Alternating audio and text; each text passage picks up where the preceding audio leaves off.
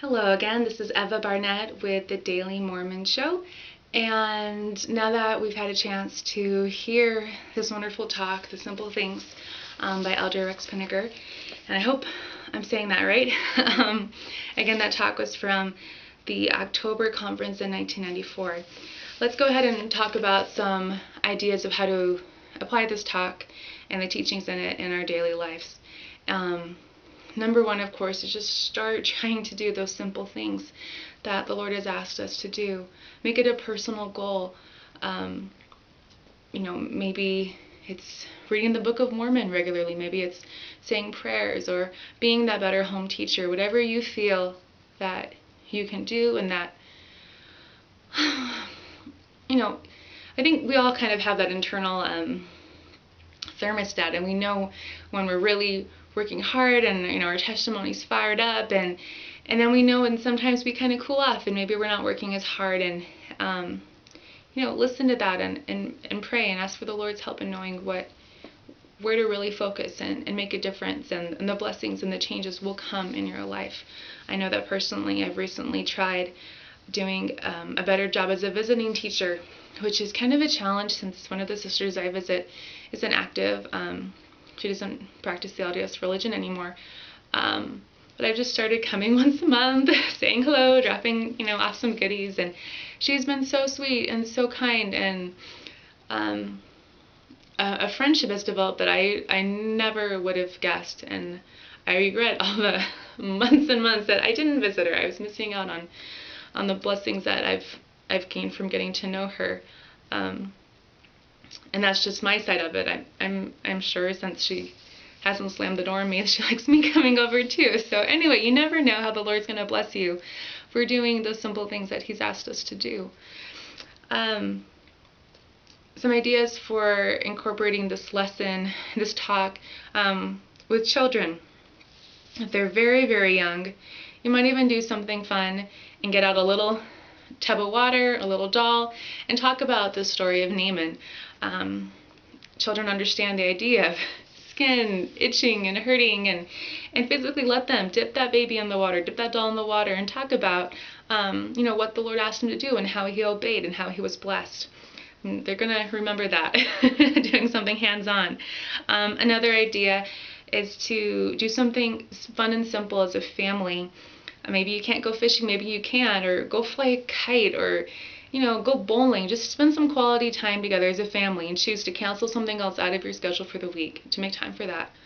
And if, the family's really big and schedules don't allow for that, maybe choose a couple of children and do something one-on-one with them, and the next week, choose some of the others. And again, the blessings will come. If we're trying, the blessings will come, and we'll notice the difference.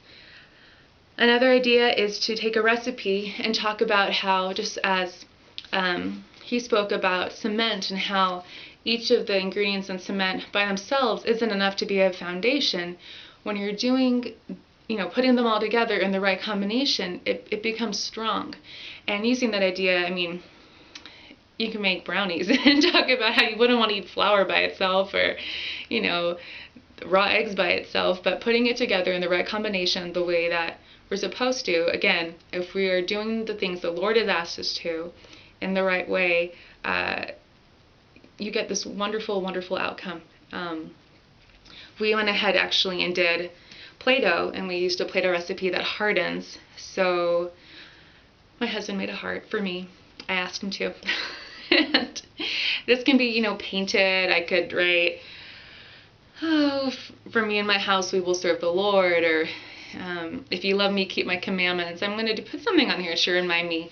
And maybe I'll even use it as a prayer rock, put it on my pillow, and it'll hit me in the head when I start falling asleep without praying, or put it on the floor and I'll stub my toe in the mornings if I don't. It'll be a little reminder. One other idea of how to talk about this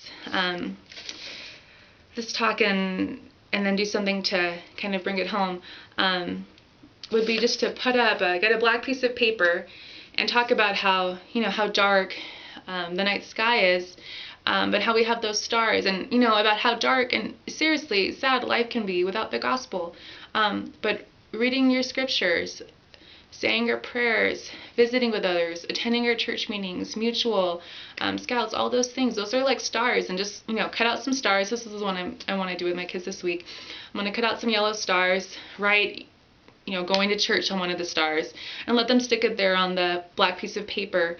And we're going to fill it up with all sorts of ideas of how, things that we do bring light to each other and share the light of Christ. And they're all simple things. All of these ideas are really basic, if not free, and don't have to take a lot of time. But I know that by spending that time with our family, spending that time trying to do what the Lord has asked us to do, we will be blessed. That is my testimony. One last note. So again, the theme for this week is obedience. Today's talk was the simple things. I am also an amateur musician. I stress the word amateur. But I went ahead and that song came to me, and I went ahead and recorded it at home, and it is available for download. It'll be free at least all this week, maybe 2 weeks, at evabarnett.bandcamp.com. And there's also a link from the blog that this video is for, thedailymormonshow.blogspot.com. So if you'd like to check that out, email friends the link. Hopefully it'll be a kind of upbeat, tempo reminder to do the simple things and follow the Lord. Thank you for joining us, and hope to see you tomorrow with another talk, reminding us on how to be obedient and the blessings that can come from living the gospel. Thanks.